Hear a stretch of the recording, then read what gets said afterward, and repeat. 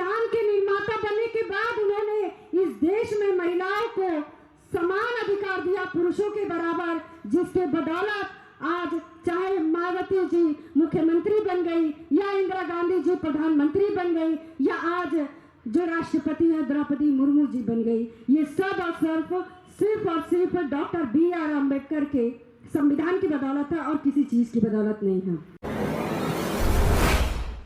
मूल निवासी बहुजन महिलाओं की भागीदारी नहीं होना ही गुलामी का मूल कारण है अथवा 33% महिला आरक्षण विधेयक 2023 महिलाओं को प्रतिनिधित्व देने का नहीं बल्कि ब्राह्मणी व्यवस्था को मजबूत करके बहुजन मूल निवासियों को गुलाम बनाए रखने का षड्यंत्र है।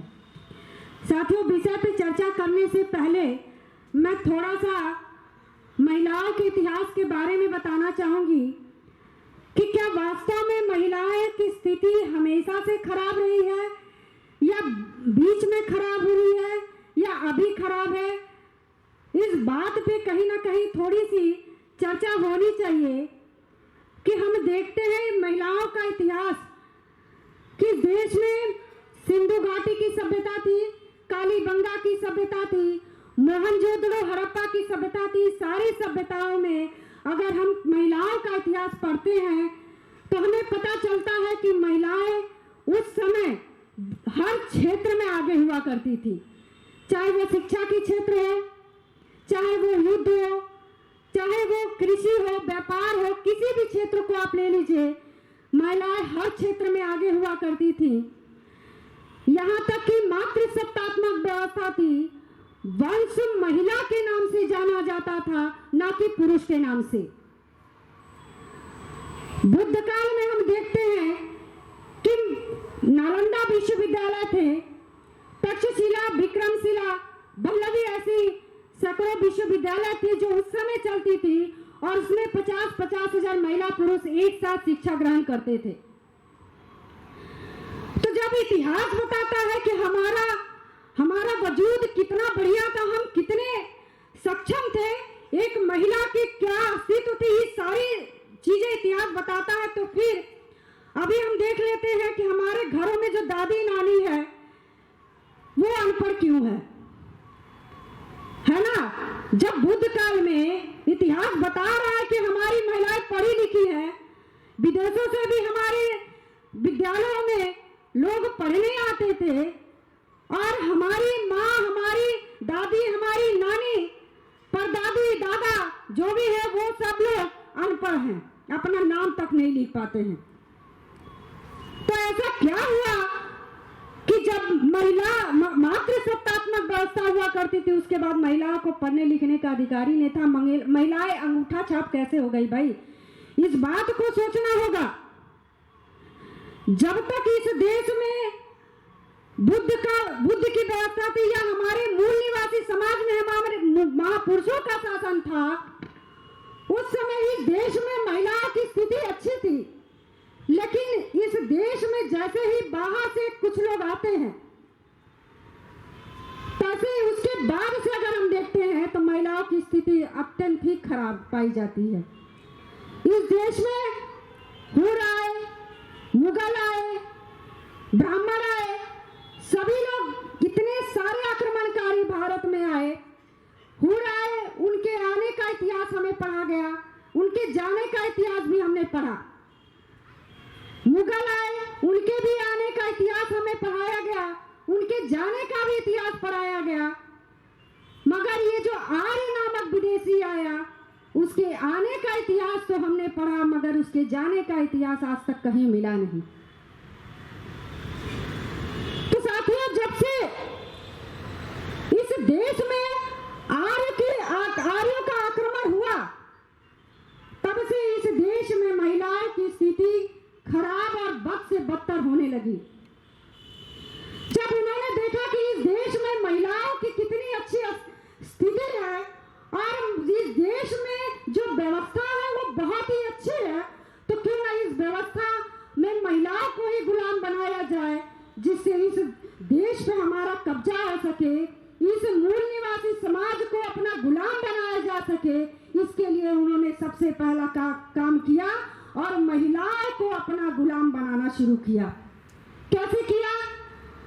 सबसे पहले उन्हें पढ़ने लिखने का अधिकार से वंचित किया। उनके लिए घर से बाहर निकलना तो दूर, उनके अपने घर में ही स्थिति खराब थी। अभी पेशवाओं के शासनकाल में महिलाओं की स्थिति सबसे बदतर थी। पेशवाओं के शासनकाल में महिलाओं को स्तन ढकने का अधिकार नहीं था, कमर से ऊपर कपड़ा पहनने का अधिकार नहीं था। इस देश में महिलाओं की स्थिति इतनी दयनीय थी, सती प्रथा हो, बाल विवाह हो, विधवा विवाह को रोकने की प्रथा, चाहे जो भी इतनी देवदासी प्रथा हो, ये सारी प्रथाएं जो है पेशवाओं के शासन काल में थी और ये महिलाओं को गुलाम बनाने की सबसे बड़ी कड़ी थी। लेकिन जब इस देश में अंग्रेज आते हैं, अंग्रेजों के समय में महिलाओं की स्थिति में कुछ सुधार होता है।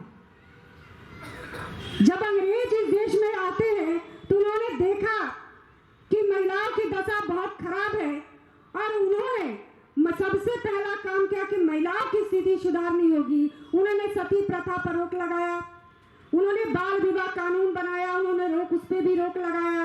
देवदासी प्रथा को बंद कराने का भी श्रेय अंग्रेजों को ही है।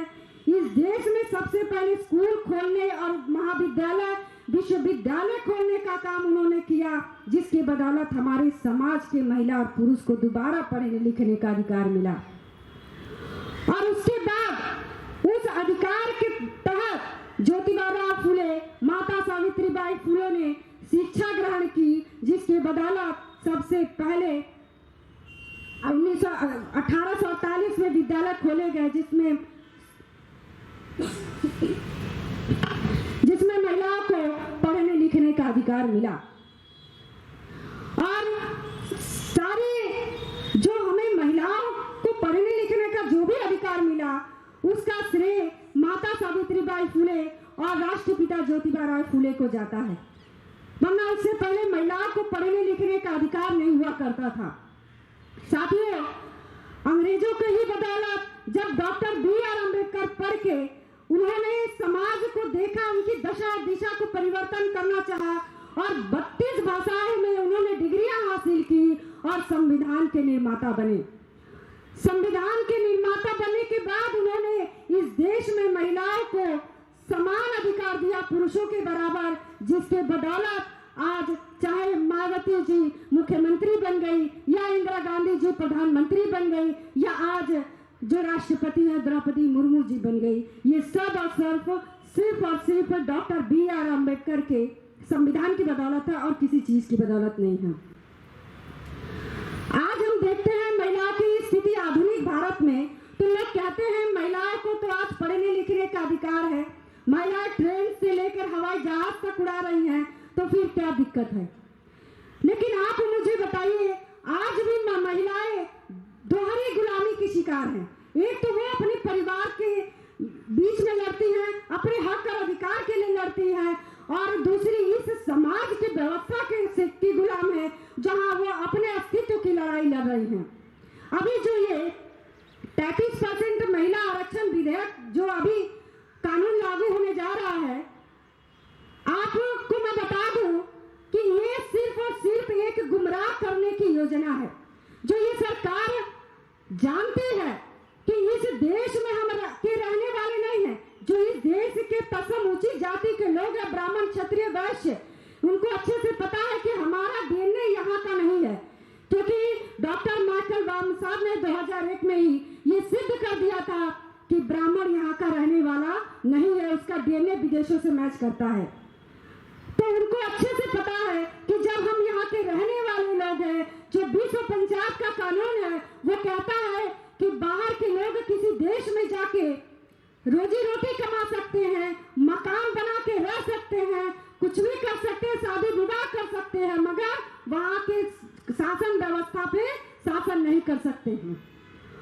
और वो ब्राह्मण इस बात को अच्छे से जानते हैं कि कल कहीं अगर मूल निवासियों ने आवाज उठाई कि तुम तो इस देश के रहने वाले नहीं हो, कि तुम्हारा DNA इस देश का नहीं है, तुम तो बाहर के रहने वाले हो, तो भी इस देश में शासन नहीं कर सकते हो, तो कल वो यही कहेंगे कि जो 33% आरक्षण लागू हुआ है जिस आरक्षण के बदौलत वो अपने घर की महिलाओं को पार्लियामेंट में भेजेंगे, विधानसभा में भेजेंगे, गांव का पंचायत प्रधान चुनाव लड़वाएंगे, जब वो कहेंगे कि हम तो शासन सत्ता में नहीं है, ये तो महिलाएं हैं और महिलाओं का डीएनए तो यही का है भाई, तो हम शासन कहाँ से कर रहे हैं?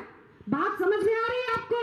वो सीधे सीधे कुछ नहीं कर रहे हैं, वो सिर्फ घुमा फिरा के आपको गुलाम बनाने का ही काम कर रहे हैं। और ये सबसे बड़ी हमारे लिए विषम परिस्थिति होगी कि हम जानते हैं कि इस देश का जो विदेशी ब्राह्मण है वो इस देश का रहने वाला नहीं है, लेकिन फिर भी वो इस देश पे अपने माता और बहनों को बैठा करके सामने सिर्फ एक पुतले की तरह बैठा करके शासन का काम करने वाला वो खुद होगा। आप सिर्फ महिलाएं उनके घर की महिलाओं को सिर्फ कठपुतली होंगी और उनके इशारों पर काम करेंगे, असली हुक्मरान तो वो होंगे।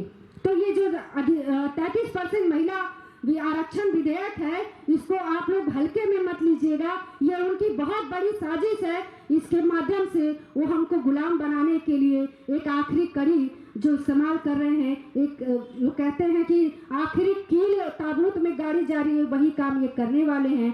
साथियों, इस चीज को हमें समझना होगा, दूसरों को जाके समझाना होगा, तभी हम अपनी गुलामी से अपने आप को आजाद कर पाएंगे। चूंकि पर्ची मुझे बार बार मिल चुकी है तो समय कम है, इसलिए मैं अपनी बातों को यहीं विराम देती हूँ। इनके साथ ही मैं सबसे आग्रह करना चाहती हूँ कि आप लोग जो भी बातें यहाँ पे होती है वो सुन के जाइए, अपने परिवार में महिलाओं को, अपने समाज में लोगों को जागृत करने का काम करिए। इसी सब बातों के साथ मैं अपनी बातों को विराम देती हूँ। जय भीम, जय मूल्यवासी।